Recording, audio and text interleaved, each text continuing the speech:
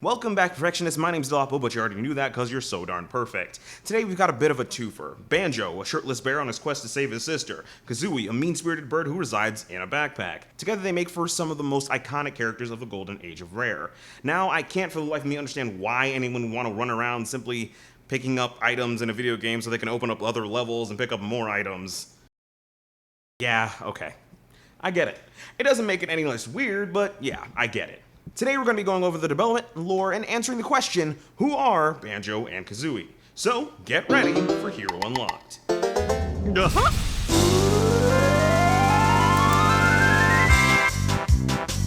Development for Banjo-Kazooie was undertaken by Rare. Before production for this title had begun, Rare had been working on another title dubbed Project Dream.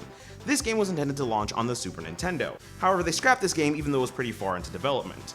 That game contained elements that we could see in the final product that became Banjo-Kazooie. The team that created Banjo-Kazooie consisted of 15 members, one of which is the now legendary Grant Kirkhope. Kirkhope has worked on many titles, though he is most well known for his work with Rare and Playtonic. Now, any 3D platformer of the Nintendo 64 era has got to pay its respect to Super Mario 64. It's been noted that Banjo-Kazooie owes a lot of its inspiration to this title.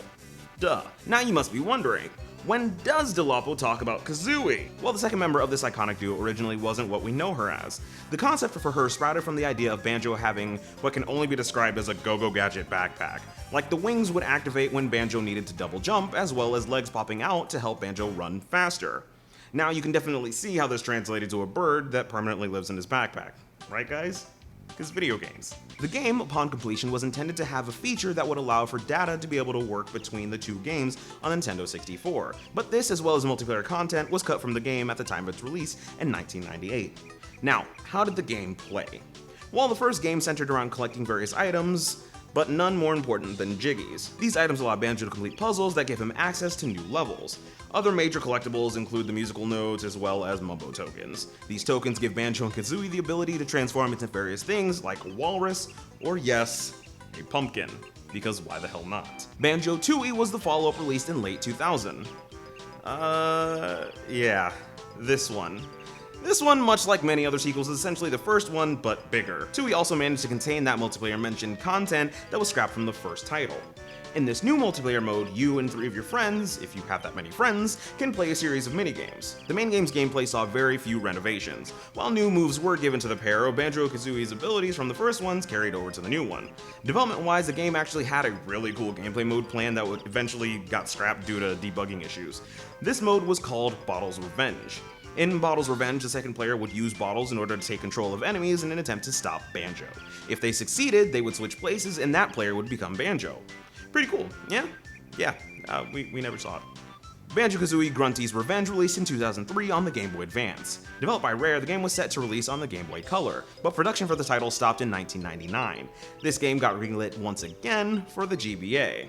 Now, it's important to note that Rare was eventually bought by Microsoft in order for them to absolutely destroy this company.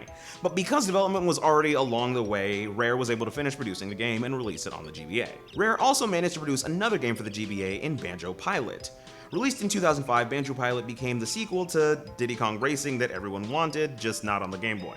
Because of the changing of the video game guards partway through development, Rare lost the rights to use Nintendo characters within the title, so they had to all be replaced by Banjo characters. This game spent almost half a decade in development, and because of the aforementioned legal issues, the original idea for the title, Diddy Kong Pilot, had to be reworked altogether. What's more, the technology used to make the video game Mona Lisa that was Kirby Tilt and Tumble was intended to be used in order to make tilting the Game Boy a way to control the vehicles within Banjo Pilot. Needless to say, this game just didn't do it for many people. To me, it just seems kind of like Banjo and his friends were playing roles here, kind of like Fox and Star Fox Adventures. Rare, what's up with this track record? And then, my word, there is Banjo-Kazooie Nuts and Bolts. Now, I'm not going to say this one is a bad game. For one, I just don't have it in me to actually play this game, and what's more, the game wasn't exactly critically panned. However, everyone I've spoken to about this game, as well as videos I've watched on it, seem to center around a common hatred for it. While I can see why, I don't necessarily see the hatred as justified. Originally, the game was intended to be a remake of the first Banjo game, and while I think that some people would have been excited by this, I can't help but feel like this would have ended badly. A lot of what we liked about 3D platformers in the past, we no longer have tolerance for. If you haven't noticed, the genre isn't exactly everywhere like it once was. So the crew decided to make the game a sandbox game in which the player could interact with the environment through constructible vehicles. The collectibles do indeed make a return here, each one having the same to slightly different purposes. For example, the musical notes in this title are used in order to buy parts for their cars, blueprints, or whatever. So yeah, a nice concept overall, but the execution needed work. I don't believe that this particular title was what some people wanted, but that's not always a bad thing. They were simply broadening what Banjo-Kazooie games could be. Or at least they tried. So you're gonna say, wow, Dolapo, the development was great, but what about that lore? Lore-wise, the main games are about as 90s as they come. In the first title, Gruntilda, the series-long antagonist, is asking her cauldron the typical evil witch stuff like, who's the fairest of them all? Well, the cauldron tells her that Tootie, Banjo's sister, is indeed a 10 out of 10 on the fairness scale. So, like any irrationally minded villain, she kidnaps Tootie in an attempt to, get this, steal her beauty.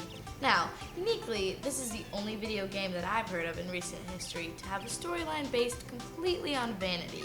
But you know what? I'll take it. It's interesting. After collecting many a jiggy, Banjo and his partner find their way into Grunty's lair. They, with the help of Gruntilda's cauldron, fight her on her home turf. This leads to Gruntilda being thrown from her tower and onto the ground below, where she is covered by a boulder. The following title, Banjo-Tooie, saw the duo on yet another witch-based adventure. 2 years after the last adventure, Grunty's sisters have come around to rescue her. After doing so, we find out that she's basically a skeleton. Mumbo finds out that Grunty is back and runs back to Banjo to tell him what happened. In pursuit, Banjo's house is destroyed, as well as Bottles being... yeah, he didn't exactly make it out. Later, we are introduced to this game's MacGuffin in the B.O.B, or the Big Ol' Blaster. This device can be used to store the life force of living creatures. Grunty's sisters planned on using it to give Grunty her old appearance back. When Banjo finally confronts Gruntilda, the two are subjected to a quiz, much like in the first title. When Banjo defeats Grunty's sisters, she sees it fit to scale her siblings because it's a game for children. After the game show, the duo hurry to reverse the Big Ol' Blaster, which in turn brings Bottles back. Another battle with Gruntilda is underway. Just as she's about to unleash a powerful blast, she is shot with an egg and accidentally casts a spell in her battle machine and is blown up in a huge year 2000 video game explosion. This leaves her a disembodied head who vows her revenge in Banjo 3. Yeah, and then that never happened. I won't dwell on the nuts and bolts too much. Basically, 8 years after the previous title, Banjo and Kazooie have gotten pretty fat. Yeah, that's the joke. Anyway, they are confronted by Gruntilda's head. She has a plan to turn Spiral Mountain into a sprawling land of metropolitan bliss. Now say what you want about these games, but the premises for adventure are pretty inventive. I mean, Banjo and Kazooie are literally fighting gentrification. That's amazing. And there's this robot called Log. I don't know, I kind of tuned out there. He's just a plot device that makes the need for levels to exist. Of the three main stories, I've got to say, plot-wise, this one's the weakest one. It has some funny moments in the beginning sequence, but yeah, it's just not Banjo 3. What's more, I feel like if there ever is a Banjo 3E, you can almost bet that they'll retcon this entire game. So that's where we are right now.